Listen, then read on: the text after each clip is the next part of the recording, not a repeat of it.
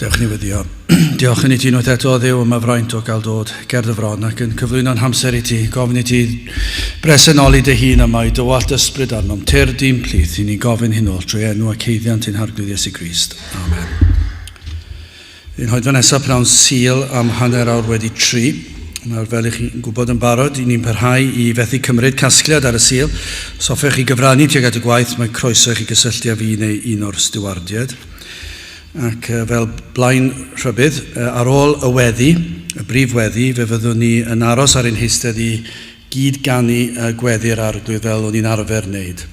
Ac i chi'n cofio, ni'n gallu sefyll nawr ac canu chydig yn dawelach nag yr oeddwn ni hefyd. Gydwch ni ddarllen o air Duw, o'r Efengyl yn ôl Marc, yr 8fed benod ac yn dechrau'n adnod 34. Marc penod 8, adnod 34. Ac wedi iddo alw ato dyrfa gyda'i ddisgyblion i fe ddywedodd wrthynt, y neb a fyno ddyfod ar fy ôl i ymwaded ag ef ei hun a chyfoded ei groes a dilyned fi. Cynnes pwy bynnag a fyno gadw ei einioes a'i cyll hi, ond pwy bynnag a gollo einioes fy mwyn i ar Efengyl, hwnnw a'i ceidw hi. Cynnes pa lesad i ddyn, os ennill yr holl fyd a cholli ei enaid ei hun, neu pa beth ar rydd dyn yn gyfnewid am ei enaid, cynnes pwy bynnag a fyddo cywilydd ganddo fi am geiriau yn yr odynebus a'r bechadurus genhedlaeth hon, bydd cywilydd gan fab y dyn yntau hefyd, pan ddel yng ngogoniant ei dad gyda'r angylion sanctaidd. Bydd y bendit Duw ar ei air sanctaidd Duw. Gydewch ni nawr droi at ein harglwydd mewn gweddi.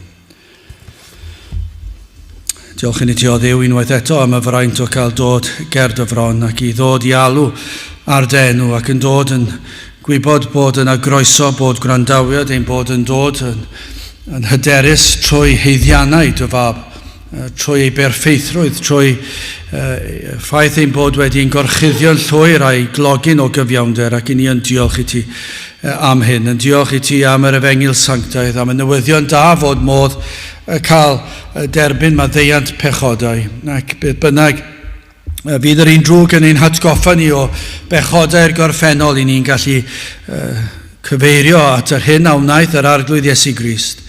Iddo gyflawni'r gyfraith yn ein lle, iddo fyw bywyd perffaith yn ein lle, ac o Dduw iddo fo gymeryd ein cosb am ein methiannau ni yn ein lle. Ac o Dduw i ni yn diolch i ti am yr atgyfodiad buddugoliaethus ar y trydydd dydd, iddo ddangos ei fuddugoliaeth dros yr un drwg a dros pechod, ac i ni'n diolch felly bod yna hyder yn ein gweddiau, bod ni'n gallu dod yn hyderus at y ti, gan ni'n bod yn dod trwy yr arglwydd Iesu Grist, trwy y cyfan a wnaeth e trosom ni. Ac felly o Dduw i ni yn gofyn i ti i'n helpu ni i'w addoli ef ac i ddyrchafu dy enw di, gorywch pob enw arall.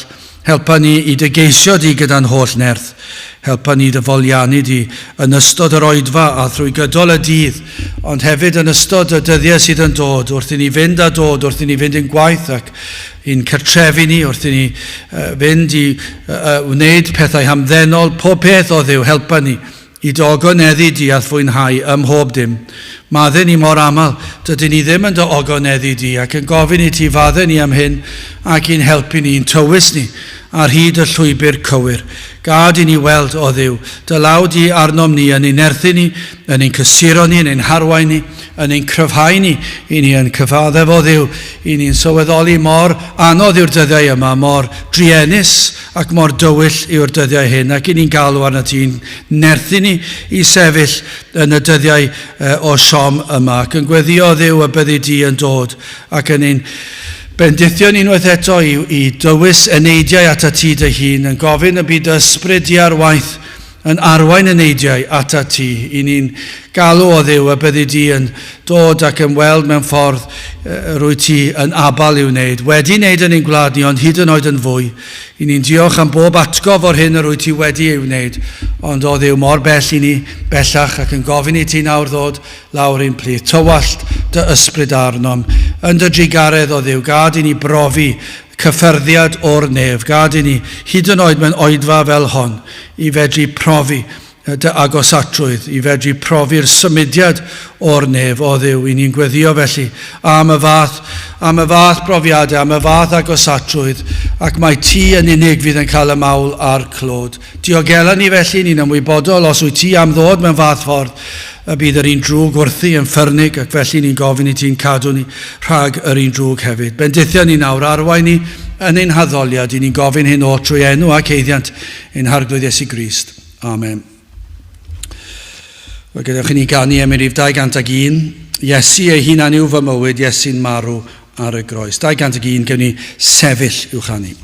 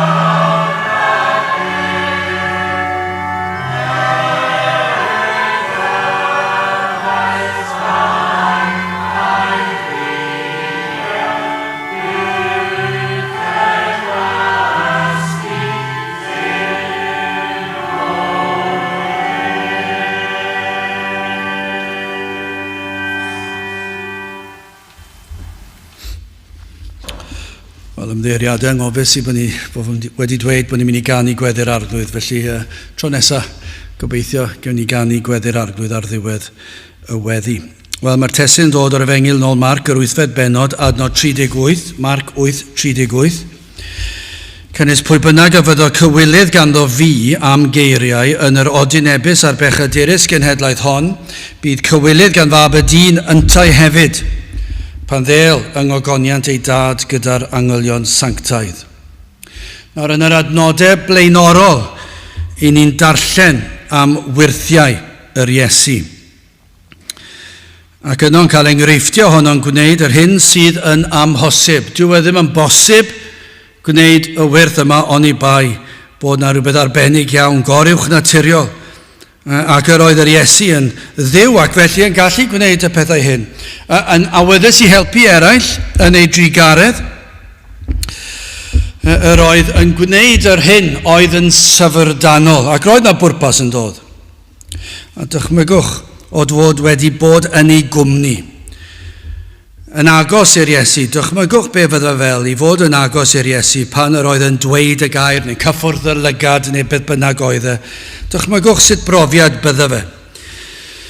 I glywed ei lais tyner a gweld sut yr oedd yn trin eraill, bydda na rhyw sicr ymdeimlad o lendid a dwyfoldeb wedi bod yno yn ei gwmniaeth. Pwy bynnag, be bynnag oedd ei cefndir, be bynnag oedd cyflwr eu celonau nhw, mi fydden nhw wedi profi rhywbeth yn sicr, hyd yn oed ei elynion e, mi fydden nhw wedi profi rhywbeth amdano, mi fydden nhw wedi ffeindio fe'n anodd iawn i fod yn onest ac yn dweud bod yna rhywbeth brwnt am yr un yma, bydden nhw'n gwybod bod yna rhyw lendid, na fedrwn nhw i ddisgrifio bod yna rhyw bresenoldeb, bod yna rhywbeth arbennig, na ellir ei ddisgrifio ei egluro wedi digwydd o'i blaenau nhw. Ac yr hyn oedd yn digwydd oedd cadarnhad o'i weinidogaeth, yn sicr oedd yr gwirthiau yn bwrpasol felly yn gadarnhad o'i eiriau. Be bynnag oedd yr Iesu'n ei ddysgu, roedd y gwirthiau yn gadarnhad o'r hyn oedd wedi ddysgu ac hefyd yn gadarnhad o pwy oedd e, sef mab y dyn, fel mae'r adnod yn dweud, y Meseia, mab Duw. Bob tro roedd gwirth yn digwydd, roedd yn ddatganiad mai Duw oedd o'i blaenau nhw. Roedd e hefyd, roedd y gwirthiau yn eglurhad o'i gynlluniau, o'i bwrpasau fe. Hynny yw, y byddai yn iachau nid yn unig y corff. Yr oedd yr iachad o'r corff yn ffordd y gellir dweud wrth bobl, yr wyf wedi dod i wneud rhywbeth mwy nag hynny hyd yn oed. Y gall iachau yr enaid. Ac mae gwirth byddai hynny hefyd. Dyna i chi wers arall yn y gwirthiau. Pan oedd yr Iesu'n gwneud gwirth, yr oedd na llawer o resymau dros y gwirthiau yn datgan pwy oedd e ac yn cadarnhau ei athrawiaethau, ond mi roedd e hefyd yn dweud, yn yr un modd gwirthiol dwi wedi iachau corff rhywun, dyna beth dwi wedi dod i wneud i'r enaid. Y gellir iachau enaid yn wirthiol. Hynny yw, fe ellir gwneud rhywun yn Gristion, ond mae gwirth yw e. Os nad yw eich proffes chi yn wirth, yna mae yna rhywbeth o'i le. Ni ellir fod wedi cael eich magu yn Gristion. Ni ellir bod wedi cael eich cyflwyno a chi'n hoffi fe, chi'n ei dewis eich hunan ac yna mewn amser yn dod i ddilyn y grefydd. Fel pob crefydd arall yn y byd, mae pobl yn dewis dilyn pinnau o enedigedd, dyna yw eu crefydd nhw, neu yn hytrach, yn hwyrach mewn bywyd, maen nhw'n dod i weld, dwi'n hoffi'r math yma o grefydd ac yn dewis y grefydd. Ond nid felly Cristnogaeth, dwi ddim yn gweithio fel ni, does neb yn gallu cael ei genu'n Gristion, does neb yn gallu cael ei magu'n Gristion, a dydych chi ddim yn gallu dewis dod yn Gristion, mae so law ymhellach mlaen yn eich bywyd chi. Mae yna wirth yn digwydd. A dyma beth sydd yn cael ei ddangos fan hyn. Pa mae gwirthiau eraill yn digwydd fel y rhai corfforol sydd yn y benod yma ac mewn llawer i benod yn y Testament Newydd, a roedd yn arwydd mae'r Iesu wedi dod i wneud gwerth hyd yn oed fwy o bwys i'r enaid.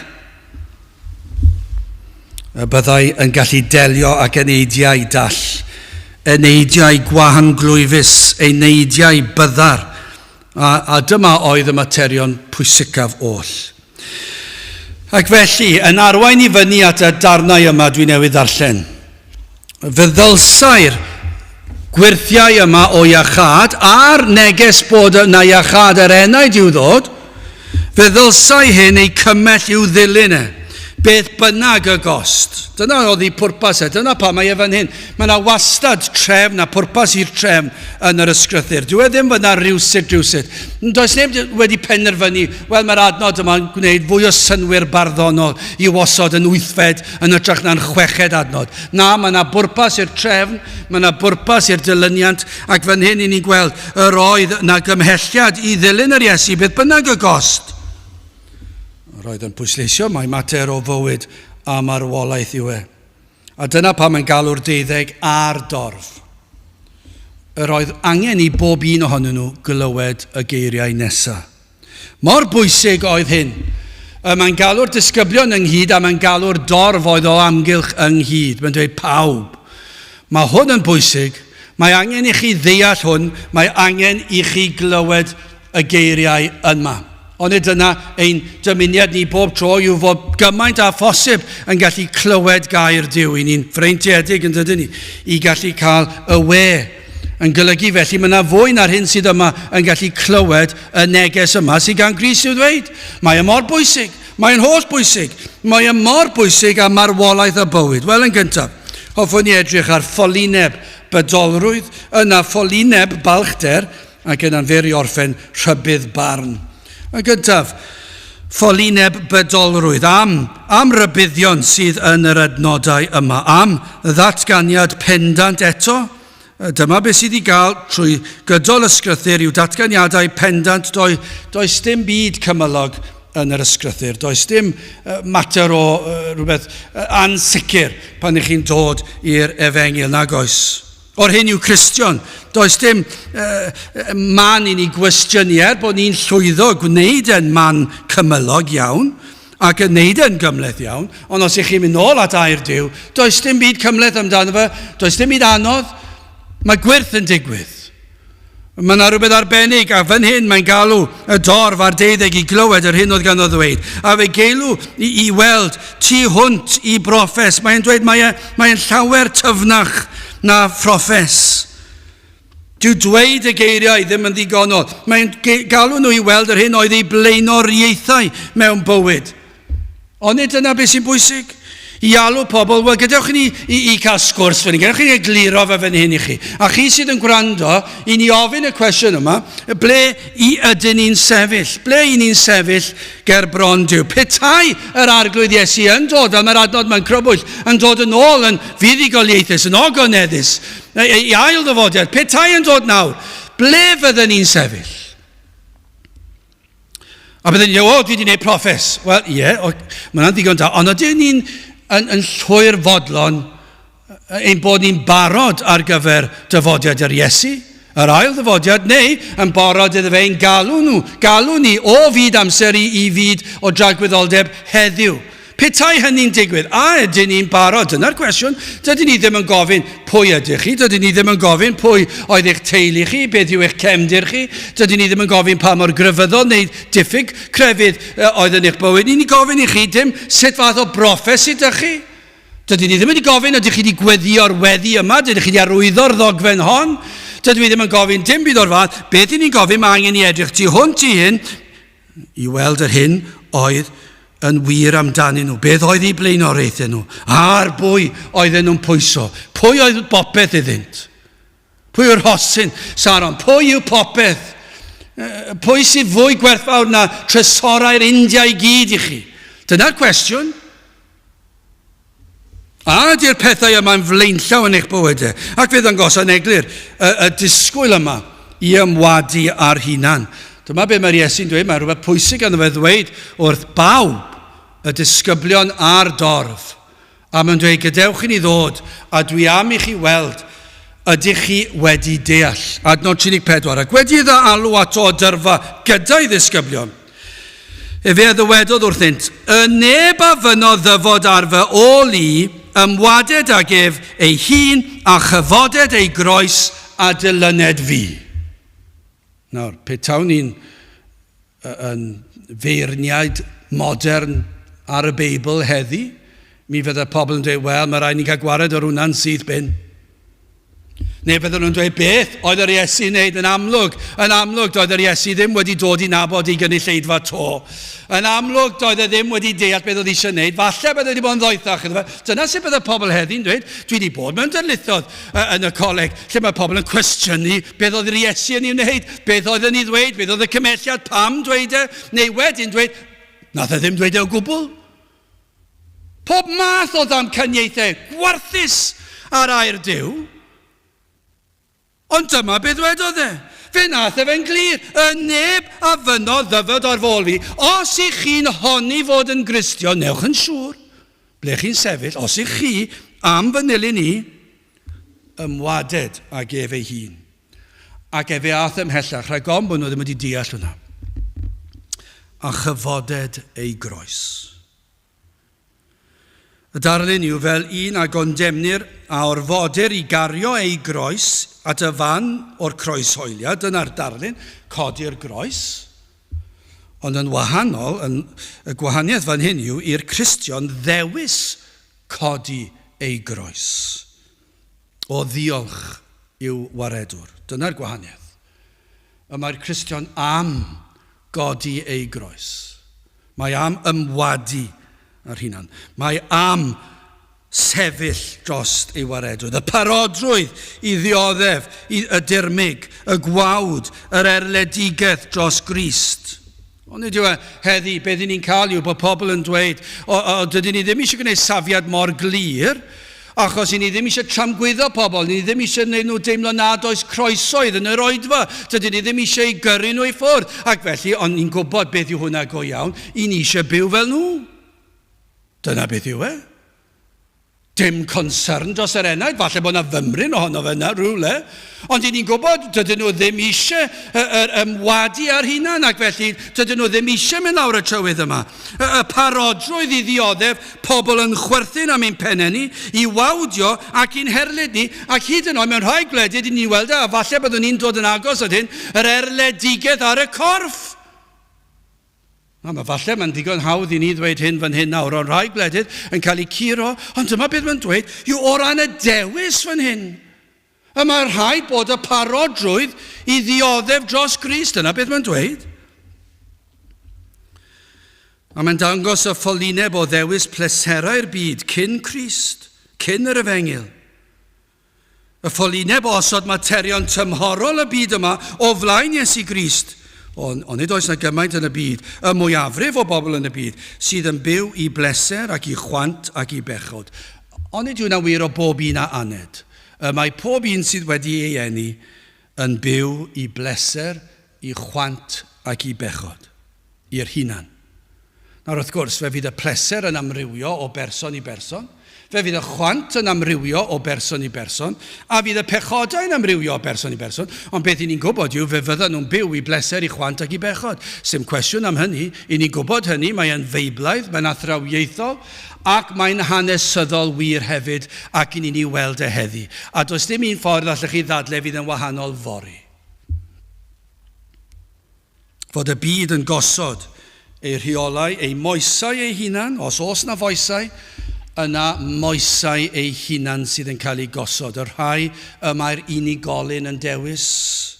Yr hyn sydd yn ei siwtio nhw, caniateir unrhyw beth, popeth ymynad. Os oes na rhywbeth, maen nhw'n anghyffyrddus ag fe fydden nhw'n un ymwrthod ag a dyna fydd ei moesau nhw. Ond nhw sydd yn penderfynu beth sydd yn iawn a'i pheidio. Mae yna lawer sydd yn gosod crefydd yn flaenllaw, ond nid oes na? Mae crefydd wedi dod yn dduw iddynt. So yn rhyfedd dweud na'n dydi? Ond yn anghywir, ni ddylai crefydd fod yn dduw i ni. A beth o pobl am beth chi'n sôn? Pobl sydd wedi creu eu crefyddau ei hunan, a pwyso ar ei dibyniaeth hwy ar ei crefydd ei hunan, ond dyna beth i ni weld. Dyna beth ni'n gweld yng Nghymru o fewn Cristnogaeth, yw Cristnogaeth sydd wedi cael ei creu gan yr hunan, wedi dod ar ryw elfennau o'r Beibl, maen nhw'n ei hoffi gwrthod y mwyafrif, a byw rhyw lefel o grefydd, ac yna crefyddau'r byd, lle mae dyn wedi creu crefyddau'r byd, ac maen nhw'n byw yn ôl y rheolau maen nhw'n hoffi o fewn y crefydd. Ond yr hyn mae'r Iesu Grist yn ei ddweud, rhaid ymwadu ar hunan. Does dim lle i'ch barn chi ar hwn. Does dim lle. Does dim lle i chi cael eich dewis chi o grefydd, o bleser, o chwant, o foesau. Does dim hawl ganddo chi. Rhaid ymwadu ar hunan i droi o bechod a chrefydd o wneithyria dyn. Ond nid oes na gymaint sydd am gadw ei bywydau, ei ffyrdd pechaderus. Llwybr bywyd heb Grist yn flaenllaw. Ond nid yna sydd yn wir. Mor druenus yw gweld hyn pan mae'r byd yn cael gafael, pechod, chwant, pleserau, poblogrwydd, be bynnag. A be bynnag oedd y wedir, does dim symud arnynt. Falle bod ni'n codi'n llais ni'n grif ac yn rhybuddio pobl, does dim symud arnynt. Trio codi llais yn erbyn hyn ar llall, dim symud arnynt. Fel cymryd asgwr noddi ar gi. Ond nid dyma math o beth. Mae'r byd yn ei ddweud ac hyd yn oed pobl o fewn capeli, hyd yn oed capeli efengylaeth. Sawl gwaith chi wedi clywed hwn? Os nad wedi clywed ac yn drist iawn dwi wedi clywed ond ar wahân i hynny dwi wedi weld yn weithredol, os nad wedi clywed yn glywedol gyda'n nglystiau fi, ond i weld yn ymarferol. Ond dyma beth sy'n cael ei ddweud, peidiwch da chi a chyffwrdd yr hyn sydd yn annwyl i mi. Does dim o'i le ar y pethau yma. Rydych yn mynd yn eithafol dros ben llestri, a mae pawb yn gwneud y pethau yma. Mae hyd yn oed pobl crefyddol yn gwneud y pethau yma. Mae pobl efengyloedd yn gwneud y pethau felly. Ac felly, mae pawb yn dod yn y diwedd at eu casgliadau nhw hunan. Mae pawb yn penderfynu beth sydd yn dderbyniol. Ac felly peidiwch chi a mentro dweud bod angen i ni gadw at canllawiau'r ysgrythur. Mae'n swnio mor bell, ond diwe. Mor bell o bod mae Iesu Grist newydd i ddweud y neb a fyno ddyfod ar fôl i, ymwaded ag ef ei hun, a chyfoded ei groes a dilyned fi. Adnod 35, grandewch ar hwn. Mae'n swnio'n od yn diwedd. Dwi ddim yn swnio fel adnodau dylen ni fod yn cael yn yr ganrif yma os yn eisiau fod yn wleidyddol gywir, yn wleidyddol efengylaeth gywir. Cynnes pwy bynnag a fyno gadw ei einioes a'i celli, ond pwy bynnag a gollo einioes fy mwyn ni ar efengyl, hwnnw a'i ceidw hi. Dyna chi rybydd i ni heddi. Os fynnwch chi ddyfal barhau ar eich llwybr, yna fe fyddwch ar eich colled. Colled tragwyddol, dyna be mae Iesu Grist yn dweud.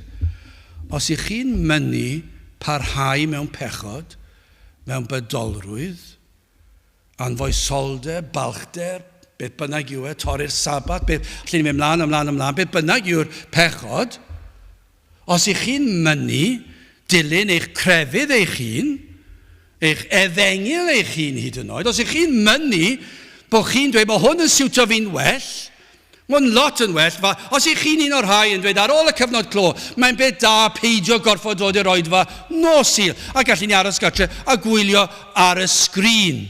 Ac yna beth i ni yn gwybod beth fydd yn digwydd cyn pen dim fi dim gwylio ar y sgrin. Dyna beth fydd yn digwydd. Os ych chi'n un o'r rhain sydd yn dweud, peidiwch a cyffwrdd fi, peidiwch chi hyd yn oed a mentro cwestiwn i fi. Be mae Iesu Grist yn dweud, os mynwch chi ddyfal barhau ar eich llwybr chi, gwrthod ymwadu ar hunan. Yna fyddwch chi ar eich colled. A be mae'n dweud yw, fyddwch chi ar eich colled tragwyddol. Adnod 36. Canis pa lesad i ddyn os ennill yr holl fyd a cholli ei enaid ei hun. O, am tragedy. Be mae'n dweud yw hyn. Petai modd mwynhau holl bleserau'r byd. Petai yn bosib, a dwi ddim yn bosib, ond petai yn bosib, i ni fedru fwynhau pob un chwant, pleser, balchder, gweithred, yn ariannol, poblogrwydd, popeth. Petai ni gallu cael y cyfan, a cael yr holl fyd, ac yna colli'r enaid, beth fyddai gwerth cael yr holl fyd? Beth yw gwerth bydolrwydd? Ac yna colli'r enaid. Dwi ddim yn gwneud synwyr nag yw, mae'n tragedy. Pan i ni roed yma i gyd-destun, Petach chi'n sylweddoli fod pleserau'r byd yn dymhorol dros dro am gyfnod byr ar y gorau. I rai, maen nhw'n cael bywyd sydd yn para 10 mlynedd, rhai llai. Rhai 15 mlynedd o fywyd. Mae rhai yn cael mwy, cael 20 mlynedd. Mae rhai yn cael 30, 40 flynyddoedd, rhai 50. Mae rhai yn cael byw tan maen nhw'n 90, 100, dim llawer dros 100, rhai. Ond allan ni fentro dweud hyn, mae 100 mlynedd yn andros o fyr. Mae'n hedfan. Dwi wedi mynd dros hanner ffordd i ganrif, a fedra i ddweud hyn wrthych chi, mae'n teimlo fel diwrnod. Dros dro yw e. Dros dro mae'n dymhorol. Byr yw e. Ac yna, cymherwch hwnna a thragwyddoldeb. Cymharwch eich bywyd chi, beth bynnag yw e hyd yn hyn, os ych chi'n meddwl bod eich bywyd chi tan yr eiliad yma. Beth yw gwerth colli bywyd tragwyddol, maddeuant pechodau, yn dilyn yr Iesu. O chi di dewis dilyn llwybr, crefydd, efengyl, beth bynnag yw e, pleserau. Cyn bellai bod chi'n gallu dewis beth sy'n dderbyniol a'i ffeidio, a chi'n penderfynu hwnna, ac yn y broses, gwrthod tragwyddoldeb. Ac yna pan i chi'n meddwl, dyma beth chi wedi dweud, yw dewis hanner canrif, 70 mlynedd, canrif ar y mwyaf, ac yna am y tragwyddoldeb. Am y tragwyddoldeb yn erchill o beth, ond yw e, mae'n hyfryd i'r Cristion am feddwl tragwyddoldeb yn y nefoedd, ond colledigaeth tragwyddol, fedra i ddim meddwl am y peth.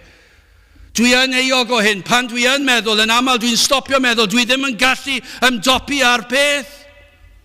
Fe ddylen ni treulio mwy o amser ar fore dydd Llun cyn dechrau paratoi ar gyfer y Sul nesaf. Meddwl beth yw tragwyddoldeb heb Grist.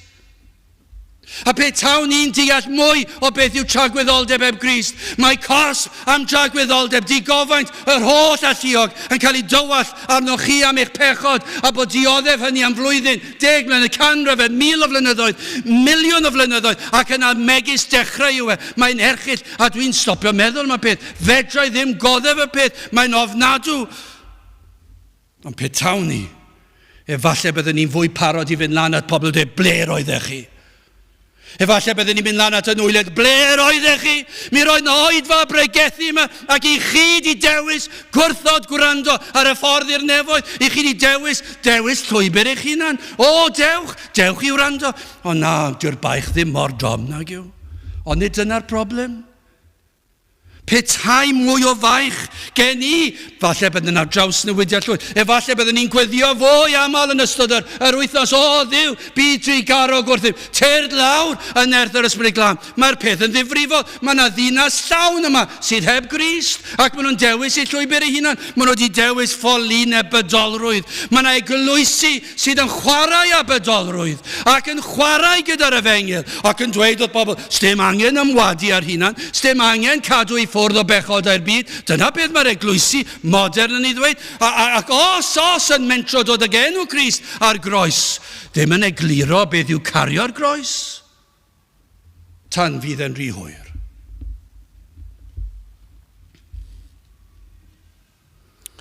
Ond am y pel o gariad sydd gan yr Iesu, gwrandewch ar adnod 37. Neu allech chi ddychmygu'r Iesu nawr, a'i lais falle chydig yn dywelach nawr, efallai ac yn dynerach, dydyn ni ddim yn gwybod nag un, ond allech chi ddychmygu, neu pa beth a rydd dyn yn gyfnewid am ei enaid. Ydych chi wedi deall? Mae'r enaid mor werthfawr. Does dim byd fwy pwysig na hyn. O na fyddech chi'n ei ddeall am Ffolineb yw dilyn llwybr bydolrwydd, dilyn y llwybr i chi'n meddwl sydd yn siwtio chi, ac i chi ddim wedi gwrando ar beth yw neges Crist, beth yw ymwadu ar hunan, chi ddim wedi gwrando, chi ddim eisiau fe. Dim syndod bod Iesu Grist wedi galw'r 12 disgybl a'r dorf ato i wrando ar y geiriau. Maen nhw'n bwysig yn dydyn nhw. Maen nhw'n holl bwysig gyda chi ni symud ymlaen. Mae hwn hyd yn oed yn fwy syfrdanol. Ffolineb balchder yn ail. Gwrandewch ar adnod 38. Canes pwy bynnag a fyddo cywilydd ganddo fi am geiriau yn yr odyn nebys a'r bechad dirys genhedlaeth hon, bydd cywilydd gan fab y dyn yntau hefyd. pan ddel yng ngogoniant ei dad gyda'r angylion sanctaidd. Mae hwnna'n siglo chi'n dywe. Gai ofyn, ydych chi erioed wedi bod mewn sefyllfa fod gan rhywun gywilydd ohonoch chi? Dwi wedi bod, a dwi'n gallu deall pam falle bod ganddyn nhw gywilydd ohono i. Ond dwi ddim yn neis nag yw.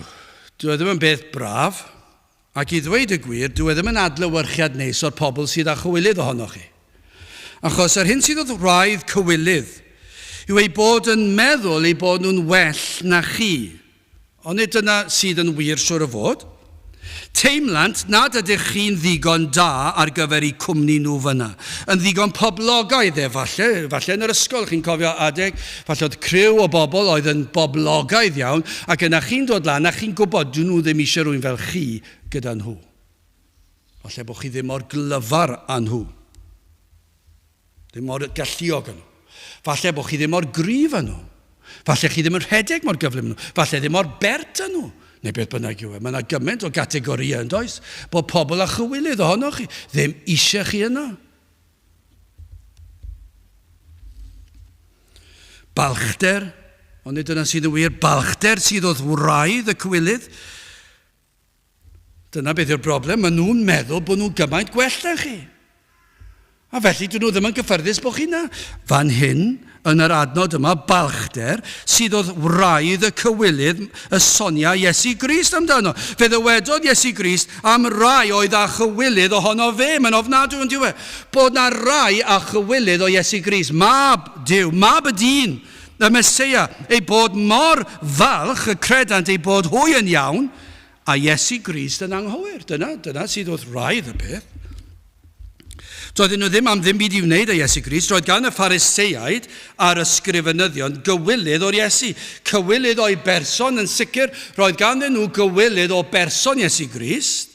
Roedden nhw'n meddwl bod nhw'n well pobl na Iesu Grist. Ac hefyd roedd ganddyn nhw gywilydd o'i athrawiaeth e. Ni allant oddef ei athrawiaeth.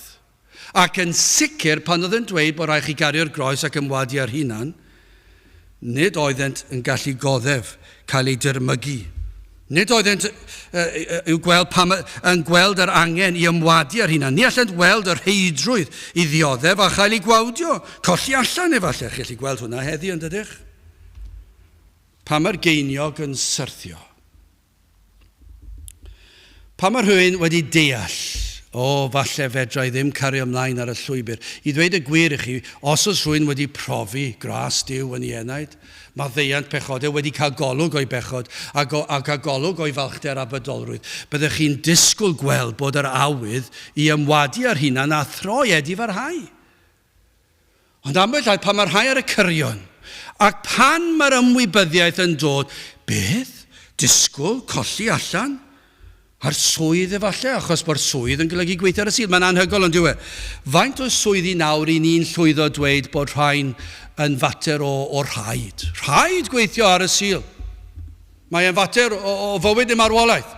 Yn yr hen ddyddiau, chi'n gwybod, mae rhai cael meddyg, a falle dyn tân neu beth bynnag a gweithio. Ond heddi, mae bron pob swydd. Mae rhaid, mae'n fater o fywyd neu marwolaeth, mae rhaid i ni, mae'n drigaredd i ni, weithio felly mae'n iawn i ni wneud ar y sil. Ac i ni wedi gallu ymdopi a newid pethau. Ond pan mae rhaid sylweddoli, na. Lle gallwn i ni am gadw'r sabath? Yn ffyddlon i'r arglwydd? Falle mae'n sylweddoli, dwi ddim eisiau crefydd felly. Achos dwi hefyd, dim dwi'n am y swydd, dwi'n hefyd yn hoffi mynd ar bicnic ar ddi sil. Mae pnawn ddi sil yn ddelfrydol ar gyfer picnic. A falle fyddwn ni ddim nôl ar gyfer y nos mewn pryd. Achos ar ôl allan ar hael trwy dydd mae'n boeth o'n ni wedi blino, mae eisiau molchi. A pa mae'r geiniog yn syrthio i'w le? Neu falle pobl ifanc, pan yn sylweddoli, falle'n dod ac yn gofyn i mam a dad yn ei gai fynd i'r parti yma, mae parti penblwydd rhywun yn 19, 17, 16 bellach, a chi'n gweld Cristnogion sydd yn rieni, a'i cylonau'n suddo ac yn gweld, dwi hwnna ddim yn le da i ti fynd. Achos yn gwybod bod na feddw dod ac anfoesoldeb yn mynd i fod yno. Disgrifiwch i fi unrhyw barti sydd yn mynd lan heddi sydd ddim yn cynnwys y pethau yna. Wel, falle bod na rai, ond tybiwn ni dim llawer. A pa mae'r un ifanc yn sylweddoli beth, chi'n disgwyl i fi fynd nôl i'r dosbarth a dweud yw mam a dad ddim yn gadael i fi. A mae hwnna'n ormod. Y gwawd, y dirmig, colli ffrindiau mae'n ormod o hwnna, felly fe ddoi, a fi a'n gynnar. A dwi'n mynd yn gynnar ddim yn digwydd. Ond nid dyna yw reality bywyd, yn debyg iawn i fe'n un cywilydd o ddysgeidiaeth yr Iesu. A ddim am sefyll, ddim am cael eich gwawdio. Yr oedd rhain yn gwybod drwy sefyll gyda Iesu Grist a'i bobl, drwy sefyll dros yr efengil bir a sanctaidd, drwy ymwadu ar hunan, ymwahanu o'r byd, ymsancteiddio, rhain yn geiriau sydd trwy gydol y Beibl, byddai hyn yn arwain at golli allan. Yn y Testament Newydd, roedd rhai yn colli allan yn ariannol, yn anferthol. Os nad oedden nhw'n rhan o'r grwpiau oedd yn cwrdd ac yn baganiaid ac yn anfoesol a pob math o bethau, bydden nhw'n cael trafferth i cael arian mewn i'r teulu. Dyna chi demtasiwn. Mae'n anodd yn diwedd. Y gost yn ormod, y groes yn rhy drwm i'w chario. Roedd athrawiaeth Iesu Grist yn ormod, yn gywilydd iddynt, ond nid yna oedd y Pharisëd, oedden nhw ddim yn leicio'r athrawiaeth Iesu Grist. A yw crefyddwyr Cymru heddi, heb sôn am yr ID grefydd, ond a yw crefyddwyr crefydd heddi yn hoffi athrawiaeth Iesu Grist? Nag ydyn ar y cyfan. Debyg i'r Pharisëaid a'r ysgrifenyddion. Doedden nhw ddim yn hoffi'r ddysgeidiaeth a'r gwir iachawdwriaeth, yr ail enedigedd, ddim yn hoffi hynny, ddim yn hoffi'r ail enedigedd fod yn waith o ddifri, fod yr ysbryd glân yn eich dwysbigo chi ac yn eich bywhau chi ac yn plannu hedyn o fywyd yn eich enaid. Dyn nhw ddim yn licio hwnna. Cyfiawnhad trwy ffydd yn unig. O, na. Chi'n gwybod pwy oedd mam a dad? Is i'r capel ar ysgol Sul. A dwi'n helpu'r tlawd. Dwi'n rhoi yn gyson i'r trydydd byd. Dwi'n helpu'r elusen lleol. Mae pawb o fewn cymdeithas yn edrych lan ata i. Ac yna mae pregethwr yn dod i'w plith nhw ac yn dweud, yr unig ffordd allwch chi fod yn Gristion yw trwy cyfiawnhad, trwy ffydd, yn Iesu Grist, trwy Grist yn unig. Dim trwy eich gweithredoedd chi. Ac yna, mae yna gywilydd o'r fath byth. Chi'n dysgu athrawiaeth felly? Ac yn troi arnoch chi dyn eisiau athrawiaeth felly, nid oedden yn gallu goddef y ddysgeidiaeth o ddigofaint y tad. Ac iddo dywallt ei gosb ar ei fab yn lle ni faint o grefyddwyr sy'n hoffi, sydd yn fodlon sefyll ar athrawiaeth o'r tad yn cosbi ei fab, ac yna fe fydd yn cosbi'r digred. Faint fydd yn gallu sefyll dros hynny? Allai fentro dweud hyn, fydd y mwyafrif yn dweud bod ganddynt gywilydd o'r fath athrawiaeth. Dydyn ni yn ôl pob sôn yn yr oes fodern hon ddim yn credu'r fath athrawiaeth o hynny. Roedd hynny blynyddoedd yn ôl. Oes Victoria, roedden nhw'n credu pethau fel ni, achos roedden nhw'n rhoi'r gansen. Ac oherwydd bod nhw'n rhoi'r gansen, maen nhw'n credu mewn Duw sydd yn cosbi. Ond wrth gwrs, mae'r dyn modern yn dweud yw hwnna ddim yn wir. Mae gan dyn modern, crefyddwyr modern, gywilydd o'r efengil. O'r ddysgeidiaeth, o'r heidrwydd o dywalliad gwaed Crist. Rhaid oedd i Iesu Grist dywall ei waed. Rhaid oedd i Iesu Grist farw. Rhaid oedd i'r tad gosbi ei fab. Ond mae ganddynt gywilydd o'r fath ddysgeidiaeth. Mae Iesu Grist ond yw e? Yn ei galw nhw'n genhedlaeth odinebus a phechadurus. Dych chi'n gallu gweld bod hwnna'n wir pryd hynny a heddi? Canis pwy bynnag o fyddo cywilydd ganddo fi am geiriau yn yr odinebus a'r bechadurus genhedlaeth hon. Yn sicr yr oedd yn genhedlaeth bechadurus, llawn hunan a chwantau y cnawd. O, faint o chwantau'r cnawd byddai i'w weld beth ni'n gwybod y cyfan. Byddai fe'n erchyll. Ond hefyd, y sawl oedd yn honni crefydd. Ond nid oedd hyn yn wir, yr oeddent yn odinebus. Beth yw godinebus? Yn anffyddlon. Os oes rhywun yn godinebu, maen nhw'n anffyddlon i'r gŵr neu'r wraig. Ond yn hermau beiblaidd, yn odinebus yw'n anffyddlon i'r gwir Dduw. Felly, os yn grefyddol, ond ddim yn dilyn a thrawiaeth Iesu Grist, yna mi rydych chi'n odinebus. Ond ydyw ein cenedl ni yn odinebus? Y fath anffyddlondeb i'r gwir dduw, yr Efengil Sanctaidd, mae'r mwyafrif yn ein gwlad ni wedi troi ar yr Efengil, ar yr angen i'r ail enedigedd, y mwyafrif. Ond o'r ychydig sydd hyd yn oed yn efengyloedd, mae nhw wedi troi ar ymsancteiddio ac ymwadu ar hunan, ond yn dweud bod nhw'n credu yn Iesu Grist. I ni mewn picil ond ydyn ni. Mae'r fath dywyllwch ar ein gwlad ni, yr fath ryswch, y fath godineb yn digwydd yn ein gwlad ni. Ac eto i gyd, sdim hawl dyn ni sefyll lan yn ei erbyn nhw. Sdim hawl dyn ni dweud, na, mae popeth yn iawn. Mae'r capeli ma'n dderbyniol. Dydyn nhw ddim yn dderbyniol. Os nad yn pregethu'r Efengil, os nad yn pregethu Iesu Grist ar groes, os nad yn pregethu sancteiddad ac ymwadu ar hunan, yna maen nhw'n gwadu beth mae Iesu Grist yn ei ddweud fan hyn. Anffyddlondeb i'r gwir dduw. O'r fath Ffolineb a'r fath balchder, ond nid balchder yw e. Os ganddoch chi gywilydd o'r athrawiaeth yr Iesu Grist, beth yw e? Balchder, bod chi'n gwybod yn well. Am genedl falch i ni. Dwi'n caru fy ngwlad i lot fawr. Ond efallai dim digon i'w gallu gweddio'n dair yn ddyddiol drosti. Ac i bledio'r arglwydd o byd tri garog i ni. I ni'n wlad godinebus a phechadurus, wedi troi cefn ar yr Efengil Sanctaidd ac wedi bron iawn llwyddo tawelu gweision yr arglwydd sy'n pregethu'r Efengil. Ond dyna beth sydd wedi digwydd? Ble maen nhw? Pryn i gael yn olaf rhybydd barn. Gai ofyn? Oes yna rai sydd yn gwrando fod yr adnodau hyn yn berthnasol i chi? Rhai efallai sydd yn gweld yr Efengil yma, i ni'n sôn amdano yr Efengil, i ni'n gweld, i ni'n disgrifio bod Iesu Grist yn ei ddweud, yn eithafol, yn ormodol, y disgwyliadau yn rhy llym, yn galed, yn feichus. Oes yna rai sydd â chywilydd i gael eu cydnabod gyda Christnogion fel hyn, ond nid yw'n wir. Bod cywilydd gyda pobl i ddod i oedfa, i sefyll gyda'r fath neges a hon. Ond nid dyna beth i ni'n ei weld. Fod ganddyn nhw gywilydd.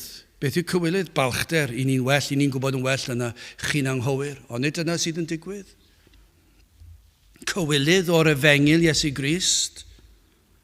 Efallai'n hapusach rhywle arall ble ceir safonau llawer is sydd yn caniatáu y byd ym mhob math o ffyrdd. Wel, os felly gai fentro gofyn i chi wneud hyn, gwrandewch ar y rhybydd yma. Achos mae'n rhybydd. Mae'n rhybydd gan Iesu Grist ei hun i chi. Adnod 38, canes pwy bynnag. Hynny yw, pwy bynnag i chi. Pa bynnag genhedlaeth. Be bynnag eich safbwynt chi. Canes pwy bynnag a fyddo cywilydd ganddo fi, sef Iesu Grist, am geiriau ei athrawiaethau, yr Efengil Sanctaidd. Yn yr odinebus a'r bechadurus genhedlaeth hon, chi, yr rhai sydd â chywilydd o Christ. Dyma beth sydd yn digwydd. Bydd cywilydd gan fab y dyn yntau hefyd, pan ddel yng ngogoniant ei dad, gyda'r angylion sanctaidd. Fel yr ydych wedi troi o'r gwir Efengil o Iesu Grist, a bydd Christ yn troi oddi wrth i chi hefyd. Dyna be mae'n dweud. Fe fydd Christ, mab y dyn, mab Duw, y Meseia, yr un a ddaeth i agor ffordd lle gallem dderbyn maddeuant pechodau. Fe ddath o'r nef i'r byd, fe ath trwy gydol i fywyd a cadw'r gyfraith yn ein lle ni. Fe fodlonodd y gofynion y tad ac yna fe aeth fel oen i'r lladdfa ac yno ar y groes fe roddodd ei ddwylo pur ar led. Fe wisgodd goron ddraen mwyn i'r brwnt gael bod yn wyn. Dyna beth nath, mwyn i ni cael bod yn wyn, mwyn i ni cael maddeuant pechodau, heddwch a Duw, a bywyd tragwyddol. Troi yr hyn oll a wnaeth yn ein lle ni. Os ych chi'n mentro dweud, mae hwn yn eithafol dros ben llestri, a bod ganddoch chi gywilydd ohono, yna fe fydd gan Grist gywilydd ohono chi. Fe fydd yntau yn troi oddi wrthych chi pan y daw yn ei orymdaeth gogoneddus, yn llawn gogoniant, yn ei fawredd gyda'i angylion o amolygfa y bydd hynny pan y daw yn ôl, ond am frawychus i'r rhai oedd a proffes ond oedd yn y byd. Am frawychus i'r Cristnogion hynny oedd yn torri'r sabath, oedd yn chwarae'r gyda'r byd ac yn dod fan hyn fan draw, o dro i dro. Ond oedden nhw ddim wedi gweld eu pechod, doedden nhw ddim wedi edifarhau, doedden nhw ddim yn pwyso'n llwyr ar Grist, i'r sawl a gwrthodo ddod a droed y groes, a galw o ddiw byd drigarog im, madda im i fy mhechod. I'r sawl na dderbyniodd y fath fraint o cael y baich wedi dynnu ffwrdd, yr eogrwydd fel mynyddoedd byd, yn diflannu o amfrawychus i'r sawl sydd wedi dangos cywilydd o'r efengil. Yr rhai a ddyfeisiodd eu credu hunan, i'r sawl a gwrthododd bwyso ar hwn, a byw i'w ogoneddu. Beth mae'n dweud yw hyn, fe fydd yn eich gwrthod chi a'ch condemnio. Dyna be mae Iesu Grist yn ei ddweud. Fe fydd na gondemnio, fe fydd na wrthodiad, fe fydd yn dweud, dydw i ddim yn eich nabod chi. Ond byddwch chi ddim hyn yn gallu dweud ond. Fe fydd na ymwybyddiaeth yn syth, nid ti yw fy ngwaredwr i, nid ti yw popeth i mi. Dydw i'n sicr ddim wedi byw fy mywyd i dy ogoneddu di, ac fydd dim dadl. Ond fydd yr i hwyr. Fydd yr i hwyr. Sawl un sydd wedi bod yma, dros y blynyddoedd yn gwrando, fydd ymhlith rheini. Fedrwn ni ddim dweud i sicrwydd na, fedrwn ni ddim dweud o gwbl bron iawn, ond mae'r ffrwyth i weld, mae yna ddirnadaeth i gael, mae'r hyn i ni'n ei weld, mae'n frawychus, mae'n codi braw arnoch chi, fe fydd na lawer efallai. Ac onid yw yn rhoi fwy o bwyslais arno ni, o ddiw, helpa fi wybod le dwi'n sefyll. Gwna'n siŵr o ddiw, gad i mi fod yn siŵr fy mod i'n pwyso'n ar Iesu Grist yn llwyr ac mae ti yw popeth i mi ac fy mod yn fodlon ac yn barod ymwadu ar hunan a chyfodi'r groes. O ddiw, gwna dy waith yna. Dyna beth dylen gweddi ni fod. Helpa fi fod beth ddylsyn ni fod. Dwi'n cyfadde fy mod i'n crwydro. Ond dwi'n swnio mwy fel Cristion i chi. Ti yw popeth. Achos mor wahanol yw diwedd y sawl a ddaw ato. Y sawl oedd yn llwythog ac yn flinderog. Y sawl a ddaeth ato ar ei gliniau. Y sawl a ddaeth a droed y groes. Ac a bwysodd ar ei rinweddau perffaith ef. Y sawl a welodd mae mawr yw Crist. Ni fydd Iesu Grist yn gwrthod rhain. Ni fydd yn troi cefn ar rhain. Ni fydd a chywilydd o'r rhain. Gai orffen trwy ddyfynu'r emyn. Oeddi hwn yn wir ohono ni. Oeddi ni'n gallu dweud bod hwn yn wir. Mawr oedd Crist. Pethau chi eisiau dod ar rhagenw personol.